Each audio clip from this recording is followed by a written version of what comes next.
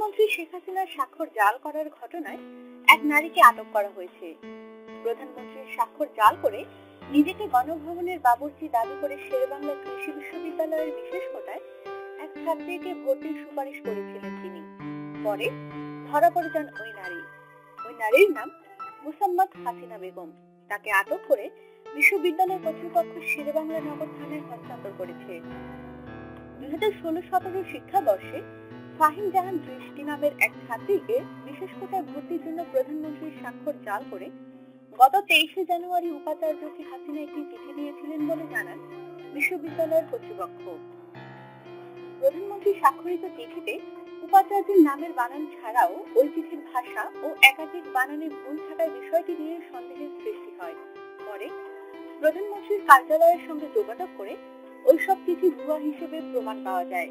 রবিবার ওই নারী ফের উপাচার্যের সঙ্গে দেখা করতে ক্যাম্পাসে এলে তাকে আটক করে পুলিশে তুলে দেওয়া হয় বলে জানান জনসংযোগ কর্মকর্তা। গত 7 ডিসেম্বর প্রধানমন্ত্রীর কার্যালয়ের প্রোটোকল অফিসার মঞ্জিলা ফারুকের ভুয়া স্বাক্ষরে আরেকটি চিঠি দেন ওই নারী। ওই চিঠিতে ডেপুটি স্পিকার ফজলে রাব্বি মিয়া, সংসদ সদস্য শেখ সেলিম ছাড়াও পরিকল্পনা বিভাগের সচিব ভুইয়া শফিকুল ইসলামের ভুয়া সুপারিশ আছে। গত 12 ডিসেম্বর আরেকটি চিঠিতে প্রধানমন্ত্রীর কার্যালয়ের মহাপরিচালকের পক্ষে প্রোটোকল অফিসার মঞ্জিলা ফারুক স্বাক্ষর করেছেন।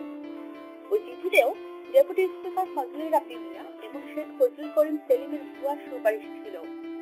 বশিরুল বলেন, দৃষ্টি ভর্তি পরীক্ষায় অংশ নিলেও নির্বাচিত হয়নি। ভর্তি পরীক্ষার পরদিন থেকেই দৃষ্টিকে ভর্তির জন্য ওই নারী উপাচার্যের সঙ্গে যোগাযোগ শুরু করেন। উপাচার্যের সঙ্গে বেশ কয়েকদিন দেখা করার পাশাপাশি ফোনেও যোগাযোগ করেন। আটক নারী গণভবনে বাবুর্চি পদেও চাকরি করেন না বলে জানান বিশ্ববিদ্যালয়ের জনসংযোগ কর্মকর্তা। শেরেবাংলা নগর থানার ওসি গণেশ গোপাল বিশ্বাস বলেন, প্রধানমন্ত্রীর স্বাক্ষর জালিয়াতির অভিযোগে এক নারীকে আটক করে আমাদের কাছে হস্তান্তর করেছে। তবে এ বিষয়ে বিশ্ববিদ্যালয় কর্তৃপক্ষ এখনো লিখিত কোনো অভিযোগ নেয়নি বলে জানান ওসি। জনসংযোগ কর্মকর্তা বশিরুল ইসলাম জানান, আটক নারীর বিরুদ্ধে আইনি ব্যবস্থা নেওয়ার বিষয়ে প্রক্টোরিয়াল বডি শেরেবাংলা নগর থানায় গেছেন। আমাদের সাথেই থাকুন, সাবস্ক্রাইব করুন।